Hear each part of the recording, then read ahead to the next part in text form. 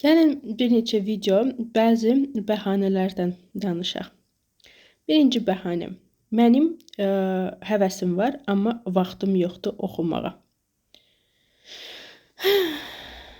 Çox gülməli bəhanədir.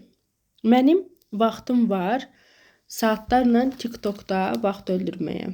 Mənim vaxtım var onun bunun şəxsi həyatını Instagramda izləməyə. Mənim vaxtım var canlı yayımlarda onun bunun marça-març yemək yeməyini baxmağa. Kimin evləndi, kim boşandı, kimin sevgilisi türməyə düşdü, kim çıxdı türmədən, kimin başına nə gəldi, kim nə prosedur elədi, nəticəsi necə oldu. Bunun hamısını sorur, hamısını bilirəm.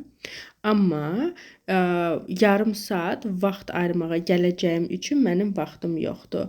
Və yaxud həftədə 2 dəfə 1 saat ayırmağa rus dili öyrənməyə mənim vaxtım yoxdur.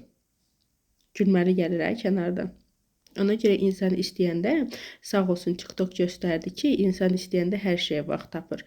Sadəcə özümüzə qarşı nə qədər ki biz özümüzün gələcəyi üçün qurban verməyəcək, öz vaxtımızı kiməsə görə qurban verəcək, ömrü boyu da həmişə ondan bundan asılı olacaq və həmişə arzularımız ürəyimizdə qalacaq.